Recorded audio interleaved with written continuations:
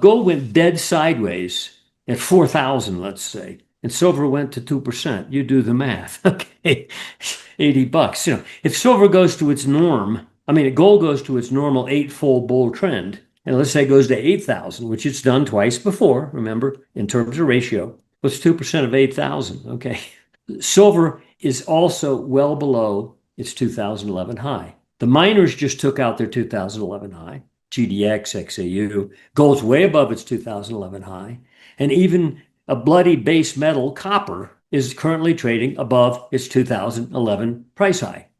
MichaelOliver, well known for his work in momentum and structural analysis, has been drawing increasing attention with his projections for precious metals. According to his research, the current market conditions are laying the groundwork for a dramatic revaluation of gold and silver. He argues that the shifts underway are not short-term fluctuations, but part of a structural transformation in how investors, institutions, and even governments approach real assets in the face of growing economic instability. For Oliver, the case is not just about price targets. It is about recognizing the breaking point in confidence surrounding fiat currencies and central bank policy. Gold, in Oliver's view, is the most visible beneficiary of this turning tide. The metal's steady climb through key technical barriers signals more than just investor speculation. It represents a broad move into safety as the dollar's reliability continues to erode. He points to the $8,000 level as a realistic long-term destination for gold, a price that reflects not only monetary demand, but also the scale of capital likely to exit traditional assets.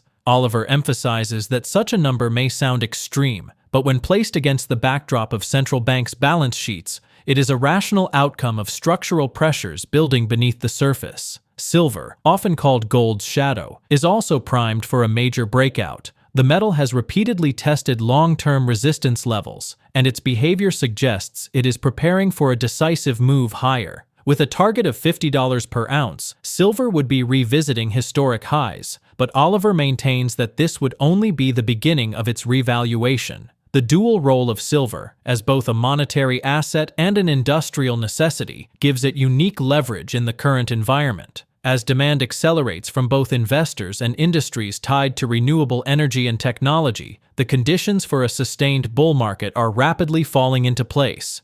Now, we present the clips from Michael's interview. Before we continue to discuss this, please subscribe to our channel and activate the bell icon for timely updates. Thank you, and enjoy the video. Various bank reports that I've read or heard about of analyzing their customers that are invested in the market and have an account in the bank that does that. The use of leverage has never been higher than it is now, and yet it's persisting. Okay, so you can make an error, but keep making it, and the longer you make it, the worse the consequence probably.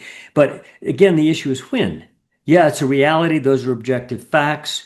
But again, when, and that's what we're focused on. And I do think it's a key factor right now, because when it does crack, we know what's going to happen to the central bank. They're going to go berserk, even more so than they already are, in which case they'll lower rates, but they'll also increase money supply, et cetera, et cetera. So, and that will impact other markets as well, because when they push the throttle, especially gold and the monetary metals will accelerate even further. Not that they're dependent on it, because they've already anticipated that event. Money's already started to flow, not particularly American money, by the way, but other parts of the world have gone into the monetary metals. Wait till that starts. I think it's already begun, and I think that's why you've seen gold miners go vertical, especially since April. Remember, gold made a high in April when we interviewed last time. Gold was up to, I think, 3,400, and it went dead sideways for 5 full months. They sold it, and they sold it, thought, oh, this is the top, this is the top. It wasn't at the top. It was just a sleepy range. What happened since then? Miners exploded while gold went sideways. Silver went from mid-30s, lower 33, 34 area for a year. In fact, it had been, in last May of 2024, it was up to 32.70. So you could draw a line across that high through the next year of action, and you did this on either side of it. And it wasn't until late June, July, you finally went through the highs. So July, August, Sep, boom, silver goes from mid-30s to what? 43. So while gold stood still. Now gold's starting to reassert itself here. But I think that money flow that went into gold miners was from asset managers, largely the larger ones, especially Newmont, which has gone vertical for the last few months, who've decided, hey, they know the stuff you just mentioned. Too many points of excess. I think I'll move 2-3% into the gold miners. They look undervalued. Gold's been doing good. No, I'm not a gold bug, but I'm gonna move some money over there. Well, when they do, it's wet bar of soap time. Squirt on the upside because it's such a small sector. And I think that probably some of the power that's driven that is the doubtful asset managers in the stock market. Can't prove it, just an assumption. Right now, if you look at a monthly price chart, just a regular arithmetic scale price chart, and I'll go back to 2011 high, and you had the drop into 2015, 50% drop. And from 2015, you worked your way up, but it was an arm wrestling process. In fact, there was 120% correction in there between the early 22 high and it was August 22 low. You went from 2000 down to 1613. Okay, pretty nice drop, 20%. And then you reasserted yourself, but it was an ongoing, arduous process. And only now has it started to look like it's accelerating. And so if you looked at a bar chart of weekly or monthly gold, and you're an average investor, you say, boy, that's been glorious. I'm glad I was in that. And you're thinking, God, it can't go forever like this. But when you look at a ratio scaled chart, in other words, percent gain of a bull market, and go back 50 years when the government approved it for us to trade, God bless them. You've had two bull markets. There were eightfold moves from bear low to bull high, different duration of time. One was from 76 low to 1980. The other was from 2001 low to 2011. But they were both eightfold multiple gains for gold. We bottomed at 1,045 in December 2015. If we get eightfold, it just did what we did twice before for reasons that were far less dynamic and significant to the world fundamentally than what we've got now. You'd be at $8,400 or so just to match what had occurred before. So when you look at the current price chart, you think, oh my God, look how ballistic it is. When you put it on a logarithmic scale chart as we're showing, it's just getting started, guys. We're not even halfway up to the gains we saw in those two bull markets. We're not even fourfold yet. So that's something to consider. I don't trade off of it. Maybe we're not going to go eightfold again. But considering the dynamics that are out there in other markets, either way, upside or downside, it would be easy to see gold at least matching what it did then. So don't think gold's overpriced. So gold's currently at 3,600, 3,700 bucks an ounce. 3,700, yeah, it's a triple, from its low, Well, the bear low in 2015, which is $1,045, so $1,050, let's say. So you've tripled it. Fine, that's great, a little more. But you're nowhere even half what those were. Those were eightfold moves. And a lot of that move occurred in the last year or so of the move. Most of the move occurred late in the bull trend. So, and again, duration was different. One was a 3.5-year bull, one was a 10-year bull. So, maybe this one's already a 10-year. I think the dynamics are such that what you're going to see over the next handful of months, especially over the next year, in terms of monetary metal upside is going to be awesome and far different from the tone we've seen over the last 10 years in gold, for example.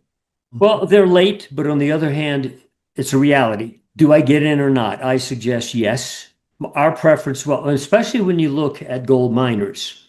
Gold miners, we don't have any charts on this, but relative to gold, the valuation of, for example, the XAU index, which has been around since the 1980s. The 1980s, 90s, and into 2000, like up until about 2007 or 8, it was trading at either side of about 25% of the price of gold. In other words, divide XAU price into gold, it was about 25% of the price of an ounce of gold. It would oscillate above and below there. In fact, the low end of that multi-decade range was about 17.5%. So let's remember that. In fact, when you see the spread chart, if you have one, we publish it routinely.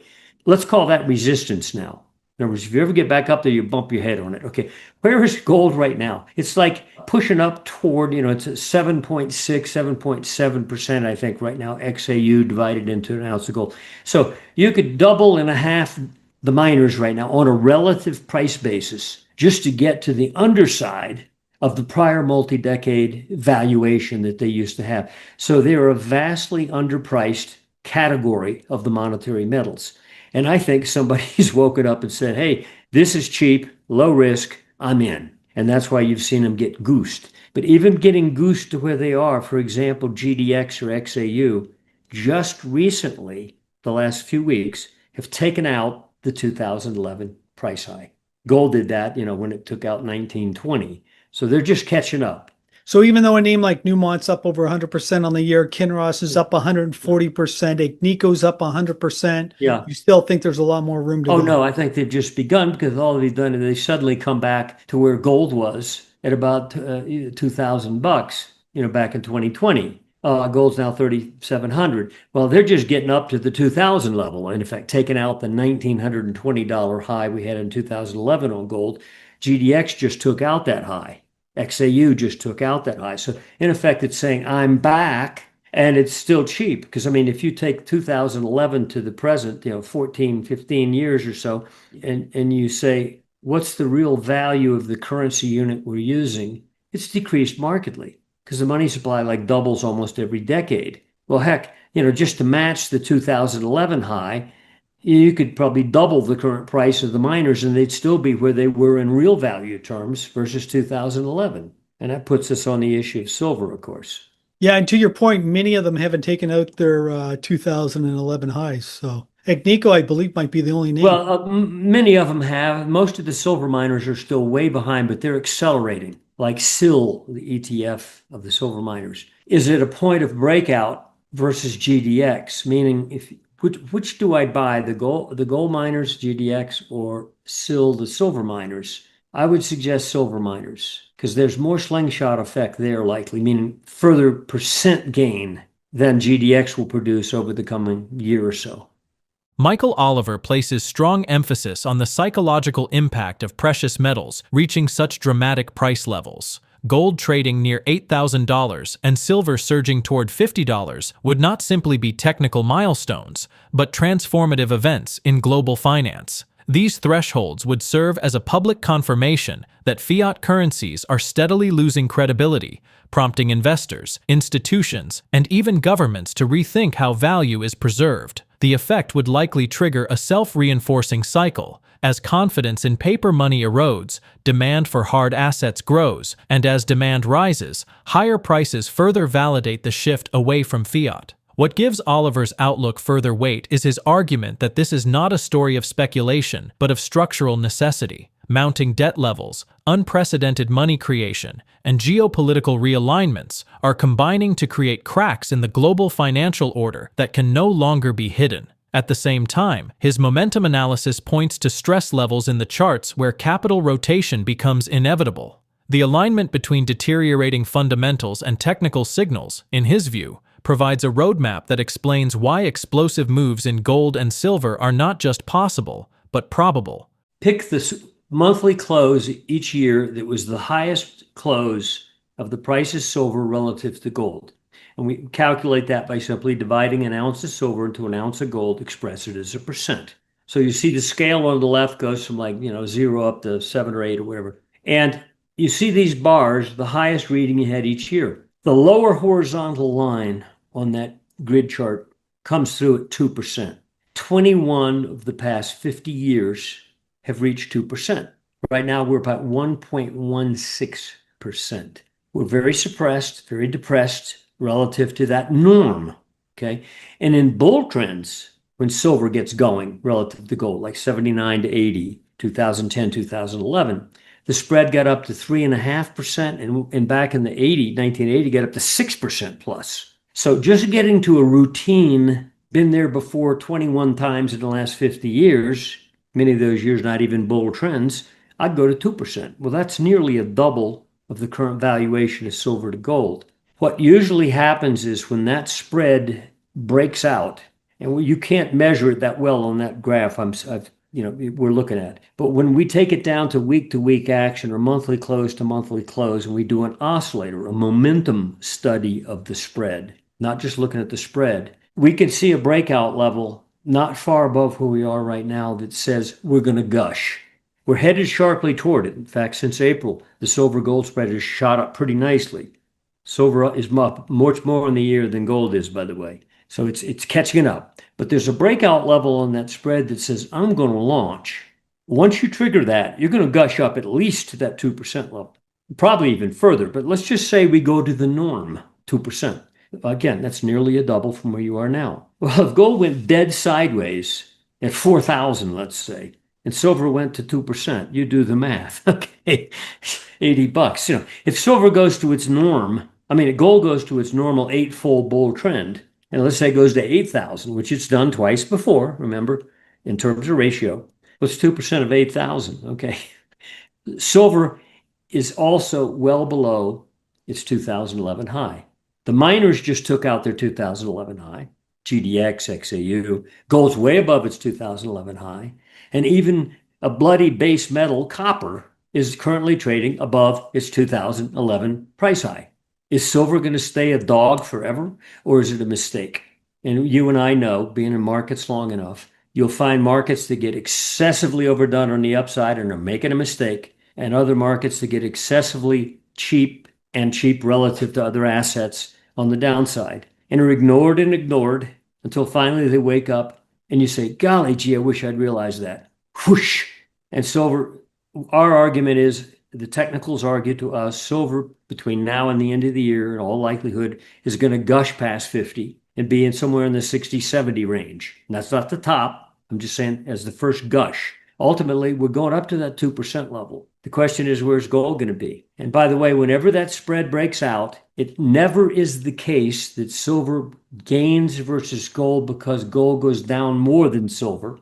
It always gains because silver goes up net price more than gold goes up. And whenever that spread breaks out, favoring silver, it's usually an indication of verticality in both metals. Dollar index made a high at 115 back in 2022. It dropped sharply into 2023 down to 100 area and went into a dead range 2023, 2024, and early 2025, 100 to about 108. They had one spike up to 110, but basically most of the action was in about a 7 to 8% range for 2 years, which is very dull, almost non-eventful. A lot of other markets were making big moves. It wasn't. It was not a factor.